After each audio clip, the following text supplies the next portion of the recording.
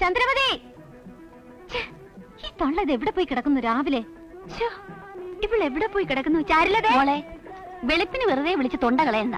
ചാരുലതയും ചന്ദ്രമതി അവരവരുടെ വീടുകളിലേക്ക് പോയി. എന്നോട് പറയാതെയോ? പറഞ്ഞിട്ടേ പോകുന്നു. അവര് വാശി പിടിച്ചതാ. നിങ്ങൾ രണ്ടുപേരോടും വിവരം പറഞ്ഞോളാന്ന് ഞാനാ പറഞ്ഞത്. എന്ന് വരുമെന്ന് പറഞ്ഞിട്ടാ പോയത്? അവരിന് വരത്തില്ല. അതെന്താ? ഞാൻ അവരെ പിരിച്ചുവിട്ടതാ. ആരോട് ചോദിച്ചിട്ട് പിരിച്ചുവിട്ടു?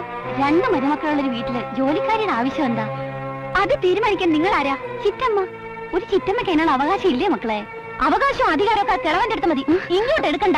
ഒരു ജോലിക്കാരിയുടെ സ്ഥാനം പോലും നിങ്ങൾക്ക് തരുമെന്ന് കരുതണ്ട. അയ്യോ, മര്യാദയ്ക്ക് എന്റെ സെർവന്റിനെ വിളിച്ച് മാപ്പ് പറഞ്ഞേക്കണം. ഇല്ലെങ്കിൽ പറയുന്ന കേക്ക്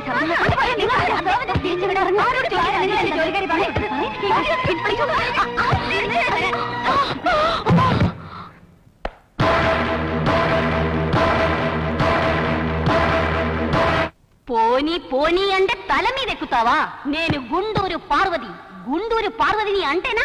అత్తగారు వెనగనే కోడలు. అది మీకు తెలియదా ఇంతవరకు? ఇక్కడ చూడు, మర్యాద అయితే మర్యాద, లేకపోతే నేను నీకనా నీచదాన్ని తెలుసుకో.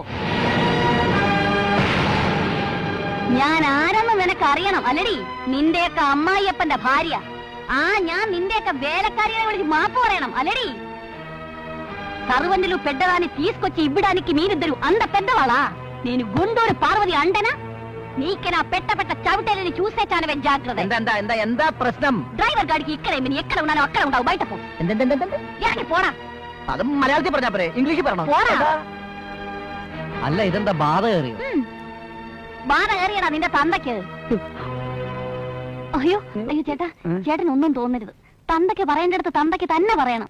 എനിക്ക് ദേഷ്യവും മനപ്രയാസവും ഒക്കെ വന്നാ പിന്നെ ഞാൻ പിതൃഭാഷയെ ഉപയോഗിക്കും. അതുകൊണ്ട് എന്റെ മക്കളും മരുമക്കളും ഒക്കെ കേൾക്കാൻ വേണ്ടി പറയുക, എന്നെ കൊണ്ട് തെലുങ്ക് പറയിപ്പിക്കരുത്. നിന്നെയൊക്കെ മര്യാദ പഠിപ്പിക്കാനൊക്കെ ഒന്ന് ഞാനൊന്ന് നോക്കട്ടെ. എന്തോത്തിനാണ് ആണെന്നും പറഞ്ഞ് മീശയും വെച്ചോണ്ട് ഇങ്ങനെ കേറി പോടാത്ത് പെങ്കോന്തന്മാര്. അങ്ങോട്ടവിടെ പോ, കേറടുക്കളയിൽ. ഇനി മുതൽ ഇവിടെ ഒരൊറ്റ അടുക്കള മതി, മനസ്സിലായല്ലോ?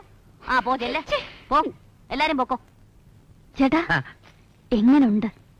ഇന്നത്തേക്ക് ഇത് മതി പാർവതി. നിന്റെ സ്വഭാവം അവർക്ക് ശരിക്കും മനസ്സിലായി. ഇതൊരു സൂചന മാത്രം. ആദ്യം ഞാനും ഒന്ന് പേടിച്ചു. ഇനി തെലുങ്ക് പറയുമ്പോ അതിന്റെ അർത്ഥം കൂടി എനിക്കൊന്ന് പറഞ്ഞു തരണം. അങ്ങനെ പ്രത്യേകിച്ച് അർത്ഥമൊന്നും ഇതിലില്ല. ആണോ?